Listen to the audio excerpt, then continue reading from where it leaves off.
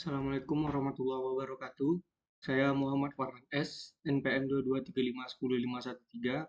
Di sini saya akan menjelaskan tentang Natural Language Processing atau NLP.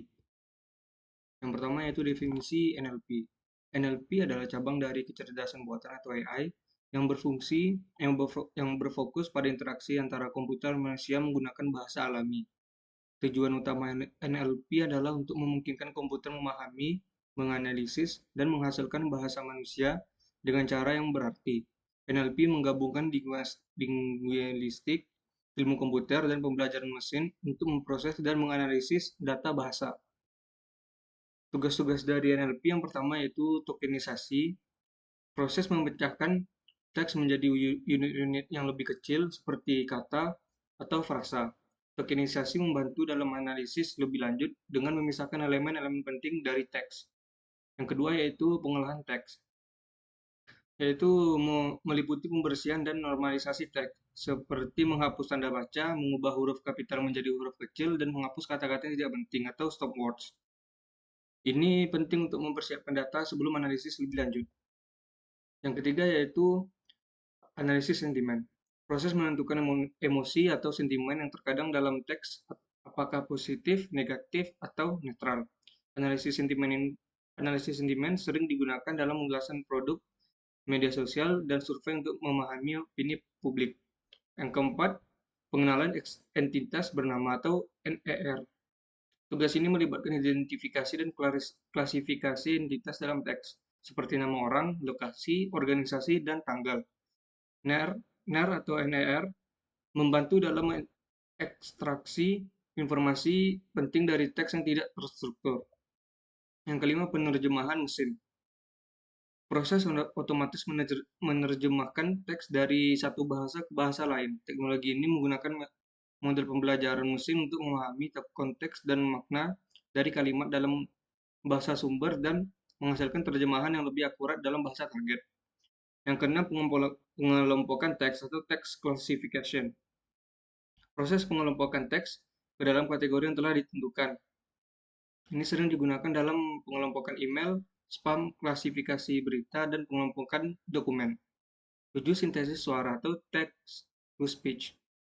Proses mengubah teks menjadi suara yang dapat didengar. Teknologi ini digunakan dalam aplikasi seperti asisten virtual dan perangkat pembaca layar untuk membantu orang dengan gangguan penglihatan.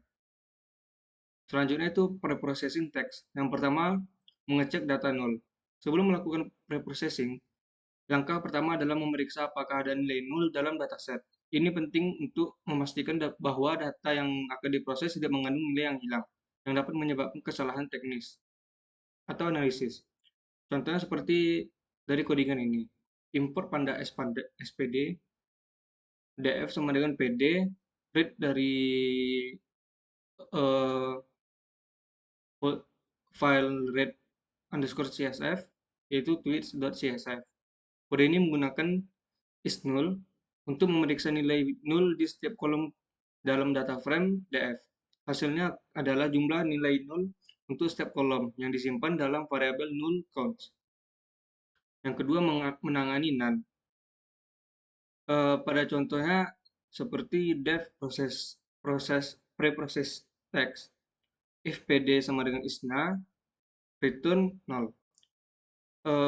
Dalam fungsi preprocess text, langkah ini menangani nilai null dengan memeriksa apakah teks yang diberikan adalah none.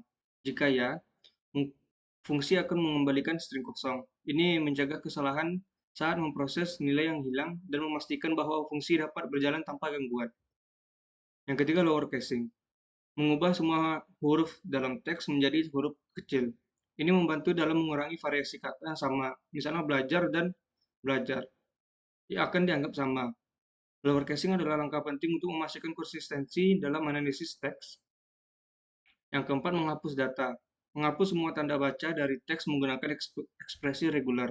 Tanda baca tidak memberikan informasi yang berguna dalam analisis teks, sehingga menghapusnya membantu dalam membersihkan teks agar hanya berisi kata-kata. Ini juga mengurangi noise dalam kata. Yang kelima, tokenisasi dan penghapusan stop words. Yang pertama yaitu tokenisasi, memecahkan teks yang telah dibersihkan menjadi token atau kata-kata. Tokenisasi adalah langkah penting untuk analisis lebih lanjut karena memungkinkan pemrosesan kata per kata. Yang kedua, penghapusan stop words. Menghapus kata-kata umum atau stop words yang tidak memberikan banyak makna dalam analisis. Dalam kode ini, stop words yang digunakan adalah dalam bahasa Indonesia. Menghapus stop words membantu fokus pada kata-kata yang lebih informatif dan relevan untuk analisis. Yang keenam, stemming.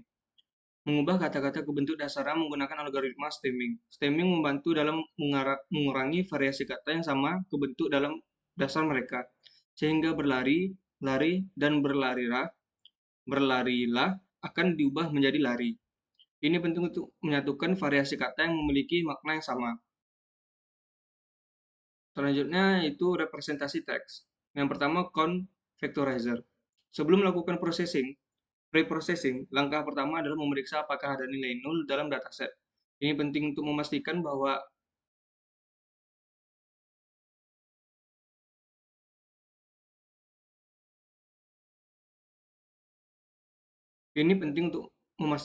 data yang akan diproses tidak mengandung nilai yang hilang, yang dapat menyebabkan kesalahan dalam analisis. Seperti contoh codingannya. Convectorizer mengubah teks menjadi representasi vektor berdasarkan frekuensi kemunculan kata. Setiap kata dalam korpus dianggap sebagai fitur, dan vektor dihasilkan berdasarkan jumlah kemunculan kata tersebut dalam dokumen. Yang kedua, term frekuensi inverse document frequency atau TF-IDF adalah metode yang memperhitungkan seberapa sering kata muncul dalam dokumen dan seberapa umum kata tersebut di seluruh korpus. Ini membantu memberikan bobot lebih pada kata-kata yang lebih informatif dan mengurangi kata-kata umum. Kelebihannya yaitu memberikan representasi yang lebih baik dibandingkan convectorizer dengan mempertimbangkan pentingnya kata dalam konteks dokumen. Kekurangannya masih tidak mempertimbangkan urutan kata dan konteks sehingga bisa kehilangan informasi semantik. Yang ketiga, word embedding. Metode ini menggunakan representasi vektor untuk kata-kata yang mempertimbangkan konteks dan makna. Contoh populer adalah word to vec atau GLOVE yang menghasilkan vektor berdimensi tinggi untuk kata-kata berdasarkan konteks penggunaannya dalam kalimat. Kelebihan dalam menggunakan word embedding ini yaitu mampu menangkap hubungan semantik antara kata-kata, sehingga kata-kata yang memiliki makna serupa akan representasi vektor yang dekat satu sama lain. Kekurangan yang memerlukan lebih banyak data untuk pelatihan dan lebih kompleks dalam implementasi dibandingkan dengan convectorizer dan TF-IDF. Modeling. Yang pertama yaitu naive Bayes. Algoritma ini digunakan untuk klasifikasi teks berdasarkan teorema Bayes. Naive Bayes mengasumsikan bahwa fitur atau kata-kata bersifat independen satu sama lain. Ini sangat efektif untuk tugas klasifikasi seperti analisis sentimen dan spam detection. Yang kedua, support vector machines atau SVM. SVM adalah algoritma klasifikasi yang mencari hyperplane optimal untuk memisahkan kelas-kelas dalam data. Dalam konteks teks, SVM sering digunakan untuk klasifikasi dokumen dan dapat menangani data berdimensi tinggi dengan baik. Kelebihan dalam SVM ini efektif dalam ruang berdimensi tinggi dan baik untuk klasifikasi dengan margin yang jelas antar kelas. Kekurangannya memerlukan waktu pelatihan yang lebih lama untuk dataset besar dan bisa kurang efektif jika data terpisah dengan baik. Yang ketiga, Recurrent Neural Network atau RNN adalah jenis jaringan saraf yang dirancang untuk memproses urutan data seperti teks. RNN dapat mempertahankan informasi dari langkah sebelumnya, sehingga cocok untuk tugas-tugas seperti penerjemahan bahasa dan analisis sentimen. Variasi dari RNN seperti Long Short Term Memory atau LSTM dapat menangani masalah finishing, gradient, dan lebih efektif dalam menangkap konteks jangka panjang. Kelebihannya mampu menangkap dependensi jangka panjang dalam data urutan, sehingga sangat baik untuk analisis teks yang memerlukan konteks. Kekurangannya lebih kompleks dan memerlukan lebih banyak sumber daya komputasi dibandingkan dengan algoritma tradisional. Rentan terhadap masalah vanishing gradient jika tidak menggunakan arsitektur yang tepat. Kesimpulannya, preprocessing teks adalah langkah awal yang yang krusial dalam analisis teks. Dalam kode tersebut, langkah-langkah preprocessing meliputi perubahan nilai nol, penanganan nilai NaN, konversi huruf menjadi huruf kecil, penghapusan tanda baca, tokenisasi, penghapusan stop words, dan stemming untuk menyatukan variasi kata. Setelah preprocessing, teks diubah menjadi format numerik menggunakan conv vectorizer yang menghasilkan representasi vektor berdasarkan frekuensi kata.